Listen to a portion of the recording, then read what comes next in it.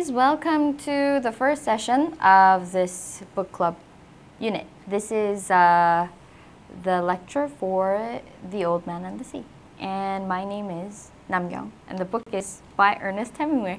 Well, that was kind of odd. The organization was a little off, but welcome to this wonderful set. It's going to be really short because the book itself is very short. I tend to enjoy books that are very short because it's easy for you, it's easy for me, everyone can enjoy it. I think it, works out for the both of us. Well, we're going to go right into the introduction. This is the introduction section with you and me and the book. And I hope that you'll get a little bit of a background information and idea, so you know some of the stuff, like why is he writing about this, or why is this happening. We'll make a little bit more sense out of it. So you don't need to you don't need to read it before you listen to this one, but you do need to read it for the next sets, okay? So let's take a look.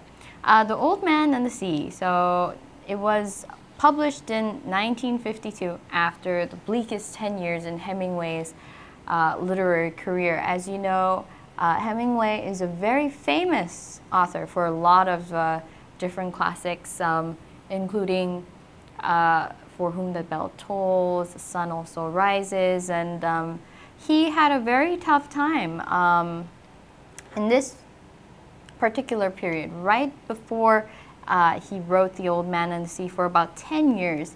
He had a very bleak, depressing, time of it. It was in his career, in his lifetime. The last major work, Across the River and Into the Trees, highly disliked by the critics. They condemned it as an unintentional self-parody. And obviously that's supposed to be a very, very bad critique of the book. And so the story itself was conceived as a part of a larger work, actually. He was planning to create a bigger book. I think it was called The Sea, but obviously didn't happen. Everything turned out perfect, and he just he decided to let it be published independently. And this is all that is left. So it's entirely in one edition of Life. Well, it was originally published in one edition of Life magazine, and it was an instant success. How successful was it?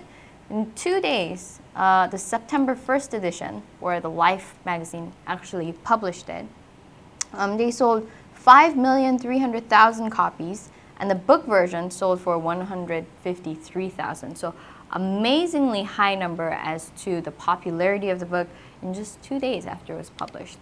And many claim it as one of Hemingway's best work. Now, of course, we have different opinions on it, but generally, that's considered one of the greatest.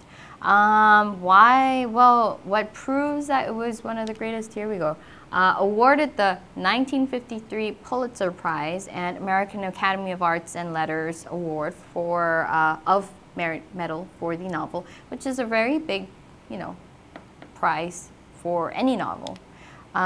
Played a significant role in Hemingway's selection for the Nobel Prize he won in literature in 1954. It's a very big guy.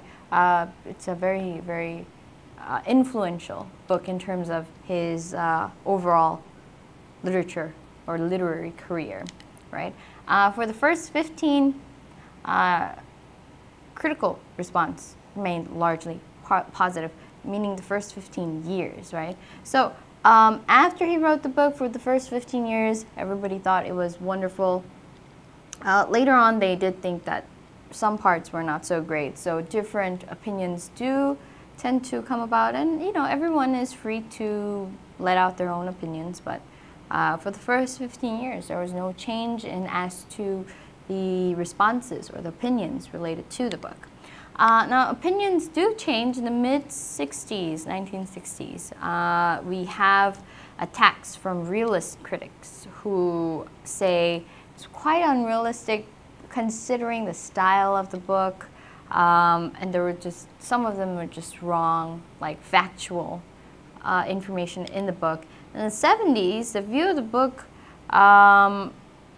they said it was embarrassingly narcissistic, right? Self-centered, psychologically simplistic, and overly sentimental. So basically called it a very not so great book. So later on they said actually it's not one of his best, but you know, it might change again.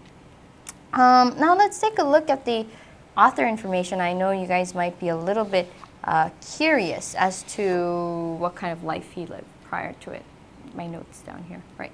And so if we take a look, his full name, Ernest Miller Hemingway, was born in 1899 in Oak Park, Illinois, American citizen, right?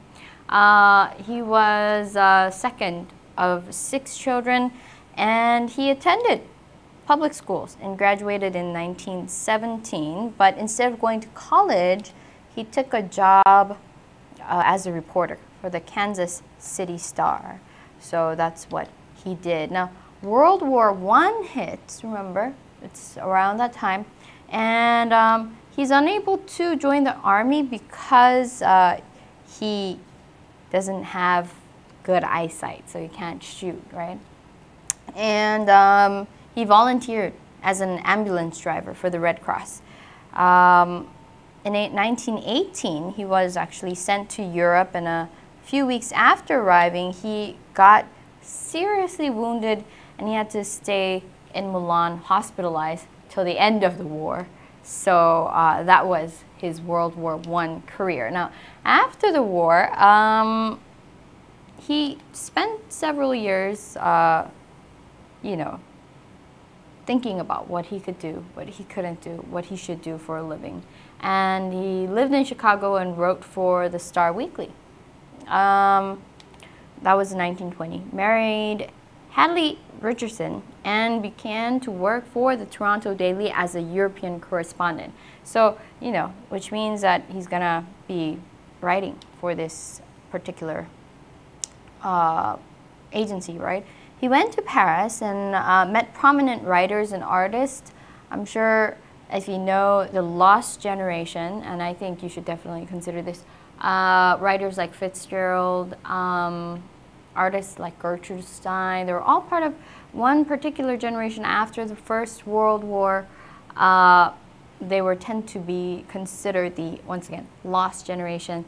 They didn't know what they could do, they couldn't do, and they got together, you know, talked about stuff, wrote books, etc., etc. And this is what happened. So